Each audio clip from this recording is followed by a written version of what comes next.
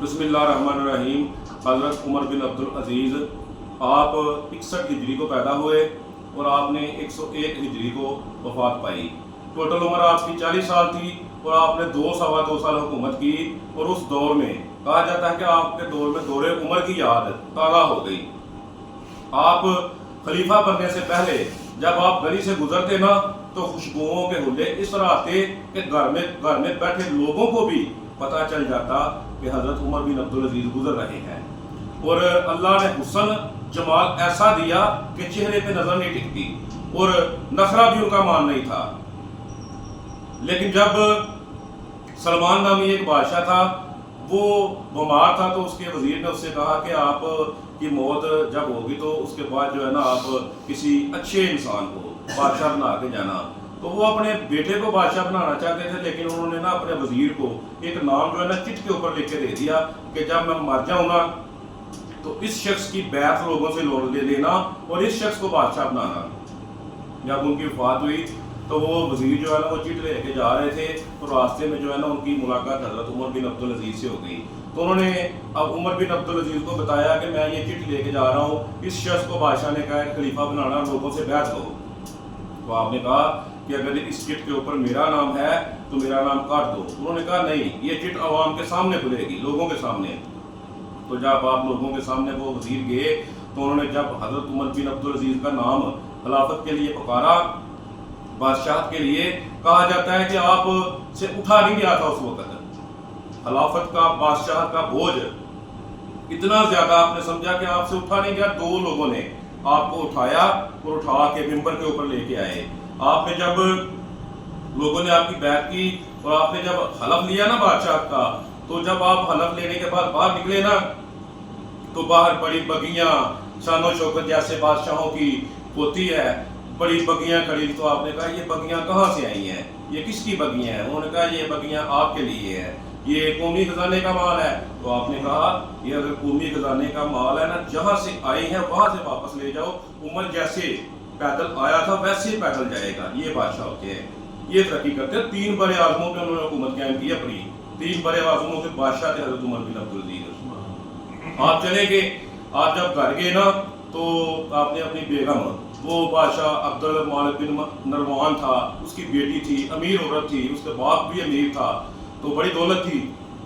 आपने अपनी बेगम से कहा कि मुझे ये बताओ, मैं बादशाह बन गया हूँ, तुम्हें मैं चाहिए, मैं चाहूँ, तुम मेरे साथ रहना चाहती हो कि यहाँ तुम ये माल दौलत रखना चाहती हो? तो उसने कहा मुझे तो आप चाहिए।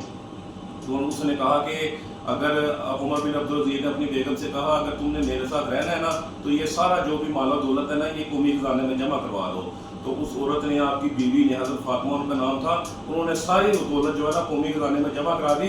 तो जब बड़े बड़े उमरा को, अशराफिया को, जगीरदारों को पता चला ना कि हज़रत उमर बिन अब्दुल अजीज़ और उनकी बीवी ने सारी दौलत कौमी खजाने में जमा करवा दी है, तो सब ने अपनी दौलत कौमी खजाने में बड़े बड़े डाकू जमा करवा के ना तो रात सुबह होने से पहले सड़कों पे सोए हुए थे। क्यों?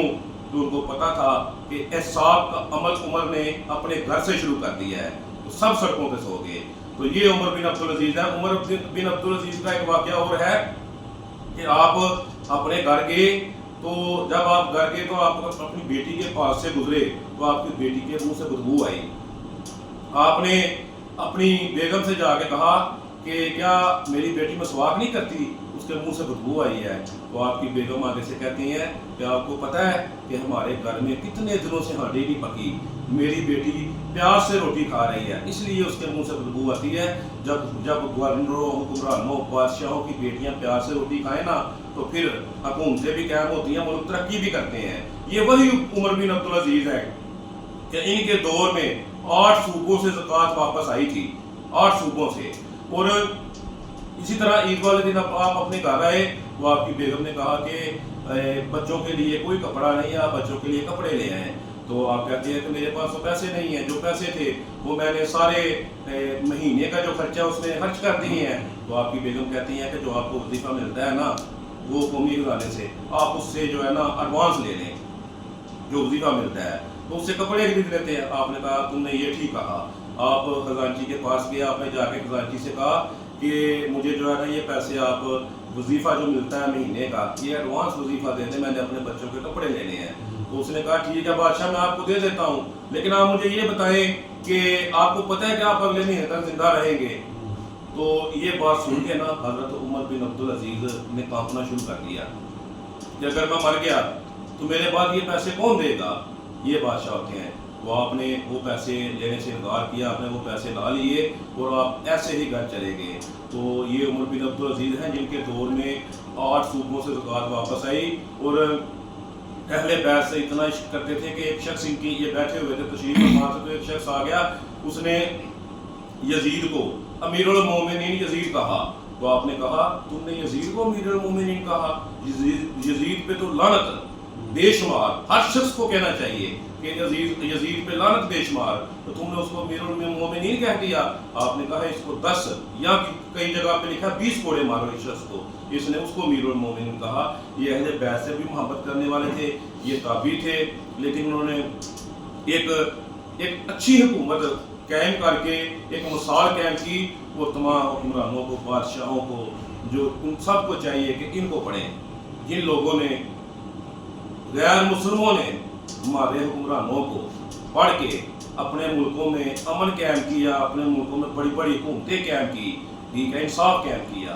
इंसाफ कायम करोगे तो तुम्हारी रियासत जो है ना बढ़ेगी, खुलेगी। तो वो आगे चले गए, हम पीछे रह गए। तो मेरी जो है ना ये ख्वाहिश है कि सबको जो है ना अल्लाह ताला, मतलब वो मैं नसीहत तो नहीं करना चाहता, लेकिन मेरी ये ख्वाहिश है कि मुसलमानों के अंदर भी जो है ना वो चीज़ दोबारा आए जो इकबाल ने कहा है कि निकल कर सेहरा से जिसने रूमा की सल्तनत को उलट दिया था, सुना है मैंने कुदसियों से वो शेर फिर होशियार होगा। वो शेर अल्लाह करे दोबारा होशियार हो। अल्लाह आप सबका हमने नासर हो। ज़िंदगी में वफा की तो इंशाअल्लाह एक नए दिन एक नई वीडियो के साथ दोबारा मुलाकात होगी। अस्सलाम वालेकुम।